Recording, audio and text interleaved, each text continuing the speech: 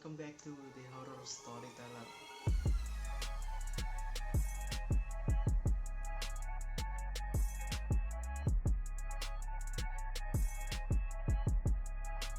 Seperti yang kita tahu bahwa orang-orang di zaman dahulu mereka suka menggunakan keris atau menggunakan benda-benda mistis lainnya. Jimat lah kalau orang bilang. Dan di dalam jimat itu biasanya ada jin atau hantu yang memiliki kekuatan supranatural yang entah bisa menyembuhkan manusia atau bisa bikin terbang atau bisa bikin teleportasi. Luar biasa ya, bahkan teknologi manusia pun kalah sama mereka. Jadi cerita kali ini adalah tentang jimat yang dimiliki seorang nenek. Langsung aja ke ceritanya. Awal cerita dimulai saat seorang nenek ini masih remaja. Dia sedang tidur siang dan tanpa sebab ia terbangun kemudian berlari menaiki sebuah bukit yang ada di desanya. Orang tuanya melihat anaknya yang tampak aneh itu langsung mengejar dan mengikutinya. Dan ayahnya sangat terkejut ketika melihat anak perempuannya berlari mendaki sebuah bukit yang sangat curam. Dengan sangat khawatir, orang tuanya memanggil-manggil anaknya untuk segera turun. Nenek itu terus mendaki seolah-olah tidak mendengar suara apapun. Kira-kira apa nih yang lo bakal lakuin kalau lo ngeliat ada seorang anak atau saudara kalian lah tiba-tiba mendaki gunung yang sangat curam dan dia lari? Aneh banget. Balik lagi ya. Ketika telah sampai di puncak bukit itu, ia berdiri menatap ayahnya yang berada di bawah bukit dengan tatapan yang sangat tajam. Kemudian ia melangkah untuk menuruni bukit itu dan tiba-tiba ia terpeleset jatuh dan dengan sangat keras ke bawah. Melihat kejadian itu, orang tuanya segera mengangkatnya dan membawanya ke petugas kesehatan desa dengan perasaan yang sangat khawatir. Dan apa yang menjadi kekhawatiran orang tuanya membuahkan hasil yang sangat menyedihkan. Coba bayangin ya, sebagai orang tua si nenek ini, dan kalian tahu bahwa anak kalian ini sudah tidak bisa berjalan gitu, dia lumpuh coy. Tanpa banyak berkata-kata, orang tua nenek itu segera membawanya pulang dengan perasaan yang sangat sedih. Mereka hanya bisa pasrah melihat keadaan anaknya itu. Nenek itu tidak mengalami patah tulang apapun, tapi ia tidak bisa menggerakkan kakinya. Singkat cerita, ada seseorang yang tiba-tiba datang dan mau membantu merawat nenek itu. Kalau dalam bahasa Jawa namanya dipeen atau dirawat lah, itu diambil. Kira-kira 2 bulan lamanya nenekku itu ikut dengan orang yang ingin merawatnya tadi. Ia akhirnya kembali ke rumah orang tuanya dengan sebuah keajaiban yang sangat luar biasa. Ia kembali sambil berlari dan memeluk orang tuanya. Sangat-sangat ajaib. Bagaimana bisa seseorang yang dinyatakan lumpuh bisa berlari seperti orang normal dalam waktu 2 bulan coy. Sebagai orang tua, apapun itu bukan masalah. Anggapannya orang tuanya ini ngeliat anaknya gitu, ya udahlah, sehat gitu. Yang penting anaknya bisa kembali normal. Jadi orang tuanya pasti sangat bahagia.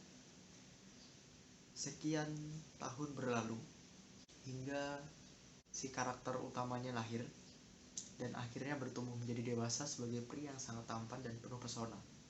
Nenek itu bertambah tua dan semakin sakit-sakitan, namanya orang tua. Karena sakit, nenek itu akhirnya sampai pada tingkat sekarat. Tapi anehnya, dia tidak meninggal. Padahal nenek itu sudah tidak berdaya dan harusnya dia sudah meninggal. Mereka sudah mencoba berbagai cara untuk memanggil orang pintar. Tapi alasan mereka sama. Mereka mengaku kewalahan karena sesuatu yang ada dalam nenek itu sangat-sangat kuat. Segala usaha sudah dilakukan untuk membantu nenek itu keluar dari kesengsaraannya. Sekarang mereka cuma bisa pasrah dan berharap Tuhan memberikan keajaiban. Dan sialnya, kepasrahan ini membuat keluarga si nenek ini hari-harinya menjadi mencekam. Hal-hal yang mengerikan muncul di saat maghrib hingga tengah malam. Si nenek ini sering memanggil-manggil nama orang yang setauku mereka semua telah meninggal. Terkadang ia seperti berbicara dengan seseorang dalam bahasa Jawa, padahal tidak ada seorang pun di kamar itu yang menemaninya. Ayah dari karakter utama ini adalah tipe orang yang tidak takut dengan hal-hal yang berbau mistis, walaupun ia sangat ketakutan jika malam hari tidur di ruang tamu, karena kamar neneknya ini dekat sekali dengan ruang tamu. Si ayah ini mengaku kalau nenek itu kadang tertawa meringis dan tiba-tiba menangis di malam hari. Kadang-kadang memanggil nama si ayah ini sambil menggoyang-goyangkan tempat tidurnya, coy. Padahal setelah didatangi, si nenek ini tuh ya tidur gitu, dia nggak ngapa-ngapain. Atau pernah juga pada waktu itu si karakter utama sedang duduk di ruang tamu bersama ibunya, tiba-tiba terdengar suara neneknya sedang tertawa. Jadi neneknya tertawa gitu tiba-tiba. Aku sangat penasaran dan mencoba mengintip dari jendela. Kira-kira apa yang dia lihat? Si karakter utama ini langsung lemas dan takut sekali. Ia melihat neneknya ini sedang duduk, dan saat karakter utama ini mengintip, si nenek ini langsung menoleh ke arah si karakter utama, dan dengan tatapan kosong yang gimana ya, kalau orang misalnya dengan tatapan kosong nggak serem gitu. Setelah sekian lama berlalu, tiba-tiba pamannya datang. Pamannya ini adalah seorang pendeta dan dia membawa temannya yang juga sebagai seorang pendeta. Ia ingin mencoba membantu menyembuhkan penyakit si nenek ini yang selama ini harusnya mati tapi nggak mati gitu. Setelah didoakan, si temannya pamannya ini meminta buah pir. Ya nggak tahu juga ya kenapa harus pir gitu. Lalu setelah dapat pirnya, si teman dari pamannya ini membacakan beberapa doa pada pir itu, kemudian mengusap si pir ini ke seluruh badan neneknya. Saat si pendeta jadi si pamannya ini pendeta, terus temannya yang di bawah itu perempuan, jadi pendeta perempuan. Si pendeta perempuan ini mengusap buah pir itu, badan si nenek ini bergetar dengan suara yang sangat kuat. Jadi kayak orang serupan gitu, langsung kejang gitu, sampai kasurnya itu bergetar. Setelah mengusapnya ini selesai, si pendeta wanita ini langsung membelah pir itu, dan di dalam buah pir itu muncul sebuah benda mistis yang ternyata selama ini bersemayam dalam tubuh neneknya ini. Kira-kira kalian bisa nebak benda mistis apa?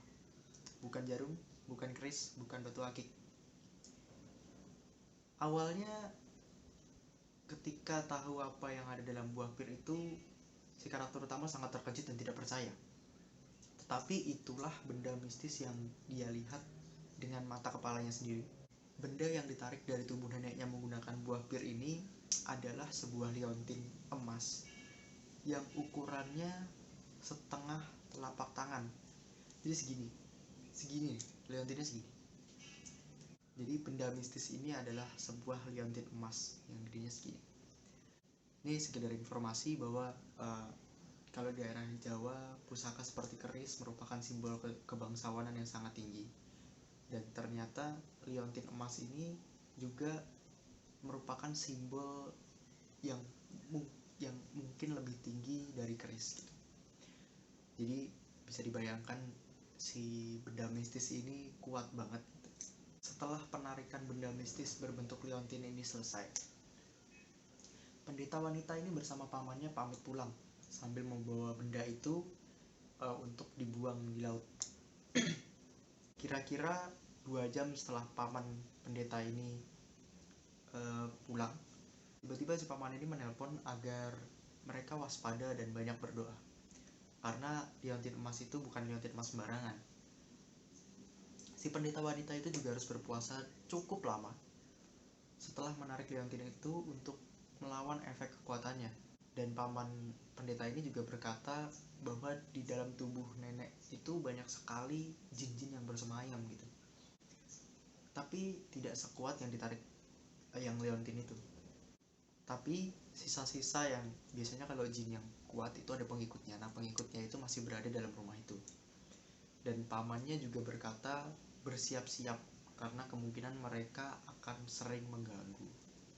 Mungkin cuma itu cerita yang hari ini bisa diceritakan. Sebenarnya banyak ya kejadian-kejadian seperti itu, termasuk kakek saya sendiri gitu. Memang orang-orang zaman dulu, apalagi zaman perang, itu seperti keharusan gitu menggunakan benda-benda yang mistis yang bisa memperkuat tubuh. Bahkan di zaman sekarang pun kan masih ada gitu orang-orang yang pakai. Ya, gitu aja. Jangan lupa like, share, dan subscribe.